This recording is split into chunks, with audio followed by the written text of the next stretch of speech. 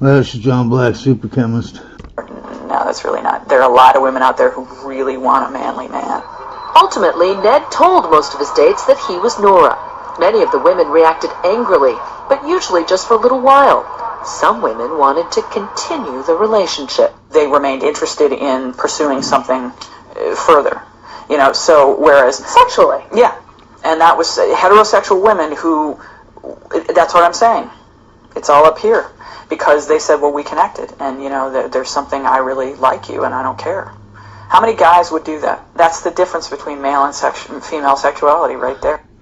Yeah, this is kind of BS. Yeah, she's right. You know, men are less apt to be with a transsexual or whatever. But today in this world, no. I'm getting tired of this. You have thousands of women on TikToks telling, you know, in all these interviews where they're saying they have 200, 300, 400 bodies that they've had they had sex with that many people, and then you got men 30 years and under. It's like a third of them ain't even having sex in the last year, or they're virgins. What the heck? Nora says she found differences not only in sexuality and intimacy, but in every walk of life. I'm in the market for a car and... Take, for example, shopping for a new car. Going in as Nora, the sales pitch quickly becomes flirtatious. Any guy that gets in is going to feel like, okay, this girl... I want to date this girl just for a car. I didn't say that. But going back to the same salesman as Ned, the tone was all business, and the talk was all about performance. They have the 3-liter Duratec V6 engine. And in the end, a personal touch for Nora the salesman would never have offered Ned. All right, thank you. You're welcome. In Nora's final months as Ned, she upped the ante, infiltrating all male inner sanctums. But after 18 months of deception, she was unraveling, and the play acting at a men's wilderness encounter group would begin to scare her. One guy had chopped up a log pretending it was his wife. So I thought, great, you know, we're going to have axes and knives. So I was terrified. Having survived strip clubs, dating, and a bowling league, Nora Vincent wanted Ned's last days to be among men only, in private and intimate surroundings. Nora, a lapsed Catholic, thought the cloistered inner world of a monastery would be ideal. Ned managed to live for 3 weeks as a trainee. The monks, she says, were pious, smart men, but they were still men. What made it prototypically male? What do you mean by that? The breakdown in communication, the desperate need for male intimacy and the lack of ability to give it, really painful. Nora says the monks were hostile to her feminine side. She says she was ostracized because of the monks' assumptions about her sexual orientation. Ned was really at the center of it because he was an effeminate man, and many of them thought I was gay. As one of them told me in confession, I said I have something to... You know, what's funny is she is gay, but she's a lesbian. Confess to you, and he said, well, I think I know what it is. And I said, what? And he said, well, you're gay. And I said, well, yeah, but not in the way you think. Loneliness can't hide. Nora thought the perfect end to her 18-month saga was to join a men-only therapy group, a place where guys tried to bond and show their emotions instead of hiding them. They don't get to show the weakness. They don't get to show the affection, especially with each other. And so often all of their emotions are shown in rage. And they kept talking about their rage, often their rage toward women and what they would do physically and violently towards women. Right. A lot of this was blowing off steam. It's sort of talking about the things that need to be said that you would never do. I mean, they would talk about fantasizing about chopping up their wives or something. It's not that they would ever do that, but it was a way to get out the blackest thoughts. He doesn't like doing that work, but he can't quit. Nora began to empathize with the fear and stress men feel for having to always be the strong provider. The therapy leader, psychologist John Guarnaschelli, saw Ned's shyness as typical of a newbie coming to brave the group. A lot of the guys spoke to me after the retreat and said, talking to him, I felt like I was talking to somebody feminine. Once again, some group members thought Ned was gay, but no one suspected he was a woman. After 8 sessions, the group went on a backcountry retreat, but Nora's 18 months of being an imposter was closing in on her. The pressure of being someone that you're not, and being the fear of discovery and the deceit that it involves piles up and piles up. So by the time I got around to doing this men's group, it was really reaching critical mass. On the retreat, her fear became palpable. And I was out in the woods with a bunch of guys who have rage issues about women, and I was in drag, and I thought, oh God, what am I doing? Nora was unraveling. She felt guilty about lying, as though she should be punished. In the final ritual of the weekend, the men were to act out the problems unearthed at the retreat with a partner. And you asked that he harm you. Yeah, I did. At that point, I was starting to really kind of crack up. I was really... You were coming unglued. Yeah. So you were asking this guy to cut you. To cut me. So self-mutilation is very much a female thing, and I think it was my way of paying the penalty for what I felt I had done. Nora was not harmed physically, but she continued her emotional descent, and a week later checked into a hospital with severe depression. Identity, she concluded, was not something to play around with. When you mess around with that, you really mess around with something that you need that helps you to function. And I found out that gender lives in your brain, and Yeah, see, there's like three or four things, and plus she already had mental problems. One was that she couldn't handle the guilt, like, of seeing how men have to live, you know what I mean? She's lived in this bubble her whole life. And then this second part, where, this is the biggest trick of gender theory, that they, we think that they're trying to make them all non-binary, where they got the blue hair and the metal face and the tattoos and, you know what I mean, big eyelashes or whatever. No, they're doing that too in the sex changes, but no, the biggest trick is, because it's affecting everybody, and it's affected the whole country basically, is the fact that women force men to be the leader, the dominant one. Men don't force women, okay? And the proof is in the fact, when you ask a man what he wants in a woman, lately, yeah, sure, they say submissive because these women are like crazy. But my entire life, a man has never said submissive, not even at the end of his list of what he wanted in a woman.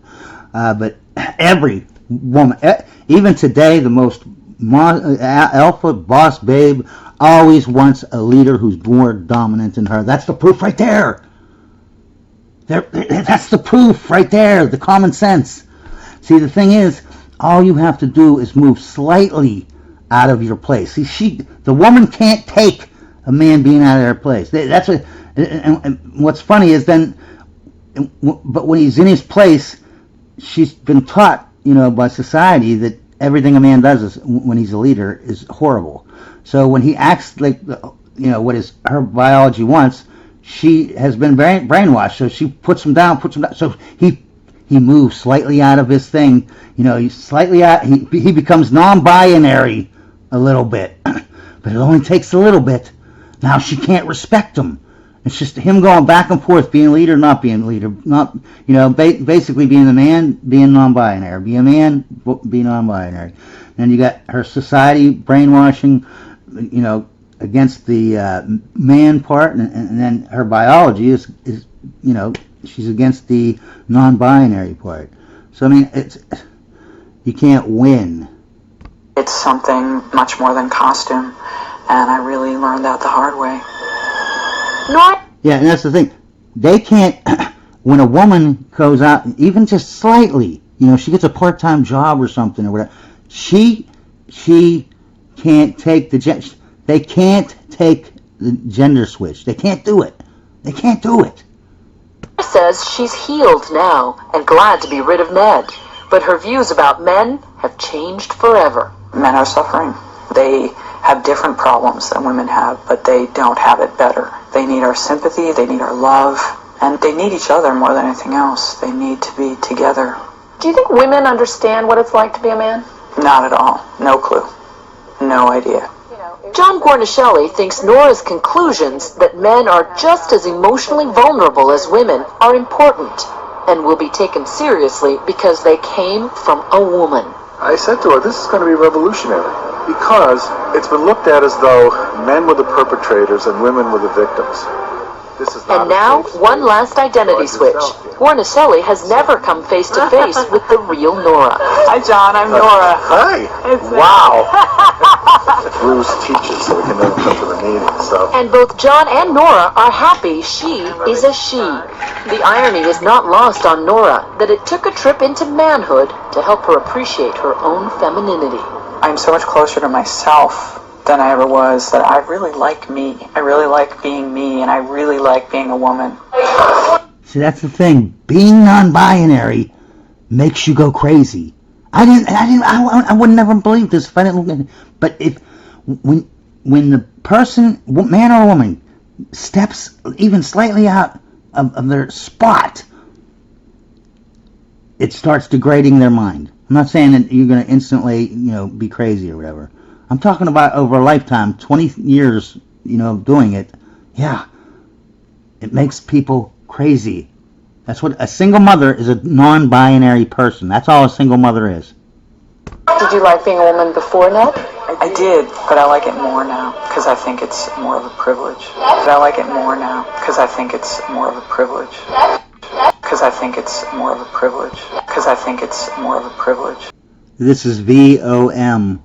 Nora Vincent's death raises many questions, but the biggest one by far is what pushed her over the edge to the point of choosing to die by assisted suicide. This is a topic that many people debated for a very long time after her death, but news outlets and content creators and they told us a story of a woman who tried to experience life as a man and failed miserably because she could not handle the hardship that men face every day. That's why she got depressed, and that is why she ended her own life.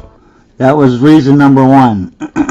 In conclusion, men have it harder than women, and this is the proof. Case closed. Her book, her message to men was filled with positivity and encouragement, but also a very surprising level of understanding about our suffering and our shortcoming as men, because in some way she had experienced that. And instead of highlighting this whole thing, which I think would have actually benefited many men out there, these people used that same book and her death on top of that as propaganda. So I decided to do my own research because I have been very curious as to what really happened to her, what really pushed her over the edge. Also, I think Nora Vincent deserved better. I think she deserved a good amount of empathy, but also she deserves part of her truth to be told, because unfortunately she is not with us to tell us the truth. And today, Yeah, this woman is a hero to a lot of men, including myself. so let's start with, I think, the easiest thing to share with you. And this is her explaining to us, with her own word, why she got depressed after living a life as a man for 18 months. In her book, Self-Made Man, she wrote, and I quote, "Once the retreat was over, I knew that I had accomplished the last big task.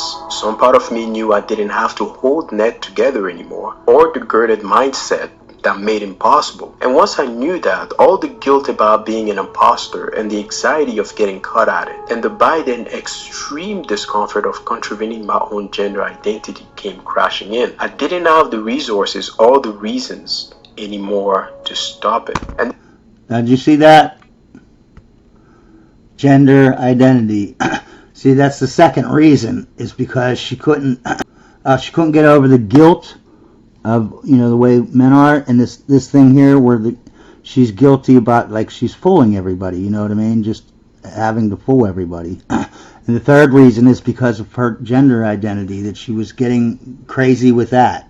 Because you got to figure, this is a year and a half she's done this. It wasn't like a couple weeks or a month or something. her identity came crashing in. I didn't have the resources or the reasons anymore to stop it. And this is her telling us word for word why these 18 months put her into a deep depression. It doesn't get any clearer than that. Gender identity. At the beginning of her second book, Voluntary Madness, she explains that she lost her mind mostly because she tried to hold two identity together. Now we'll talk more about the book in question in a bit. In this book, we truly get to understand her state of mind and what really happened to her as she gets a bit more personal. But her struggle with her gender identity comes up again in an interview